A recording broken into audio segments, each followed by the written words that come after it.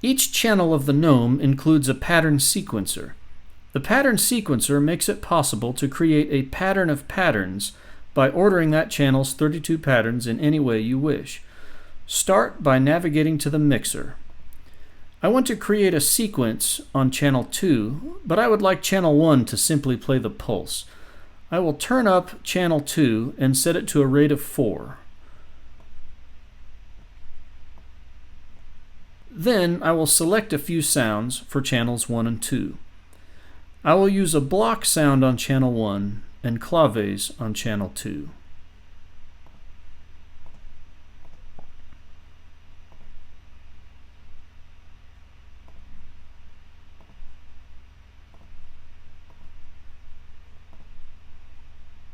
I want to create two different patterns on channel 2, so let's open up the pattern editor and create a simple rhythm in pattern A1.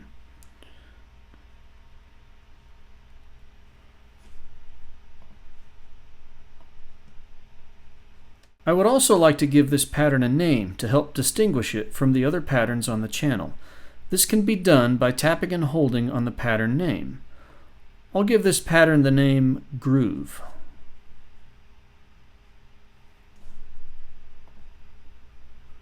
Now select pattern A2 by tapping the 2 button above the pattern editor.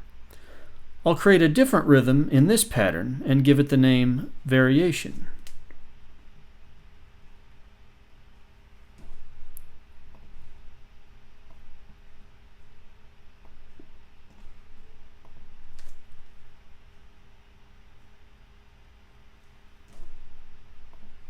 Let's hear both of our patterns. Quickly exit the pattern editor, tap the play button, and open the pattern editor back up again.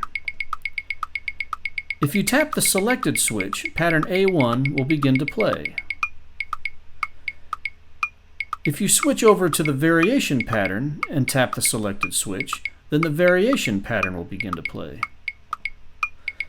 Notice that the pattern begins playing back on the next beat after you tap the switch.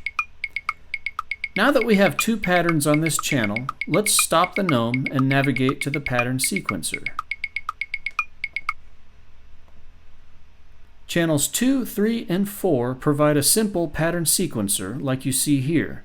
The channel 1 pattern sequencer provides additional functionality which will be covered in another video. The top portion of the screen includes the Enable switch, which turns on the sequencer, as well as some simple editing buttons. At the bottom of the screen, you see the pattern selection buttons. We know that our two patterns are saved in slots A1 and A2, so keep the A selected and tap the 1 key. We just added a pattern to the sequence. This sequence entry will be referred to as a block. Sequence blocks not only trigger patterns, but include other properties as well, as we'll see. We can continue adding blocks to the end of the sequence in this manner. The backspace button at the top of the screen will remove the last block from the sequence, and the trash button deletes all of the sequence's blocks. Now that I've erased our sequence, I'm going to add a block once again.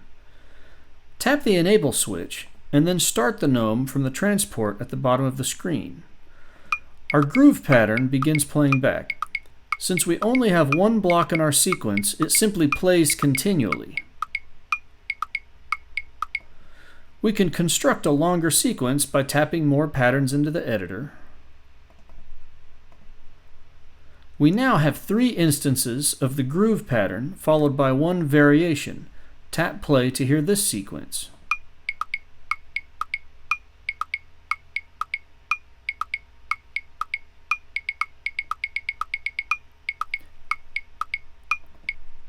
Editing the sequence is very easy. Swipe left on a sequence block and tap the Delete button to remove it from the sequence. To insert a new block above or below an existing block, swipe right. The up arrow inserts a block above the selected block, and the down arrow inserts a block below the selected block. To reorder the blocks, tap and hold on any block until the handles appear. Then you can drag the blocks up and down within the sequence. Tap and hold again to exit edit mode. Tapping on a block opens the block editor. You can give the block a text label by typing text into the block label field. By default, the sequence starts on the first block and wraps around to the beginning after the final block.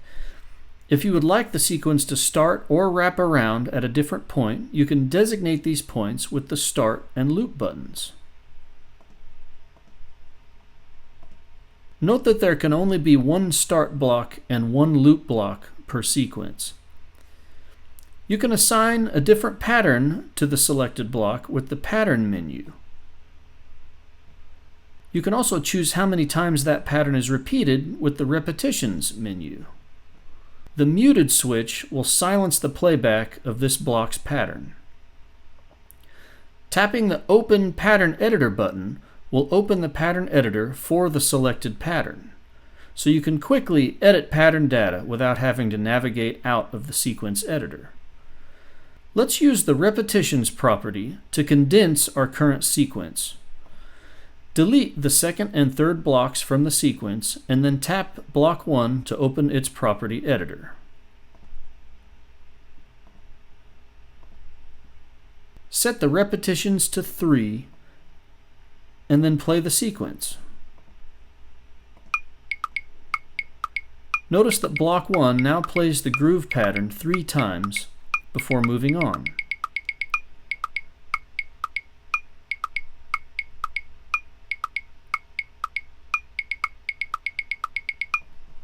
The pattern sequencer opens up many creative and practical possibilities for the Gnome. As mentioned earlier, the Channel 1 pattern sequencer, also known as the global sequencer, offers more advanced functionality which will be covered in other videos.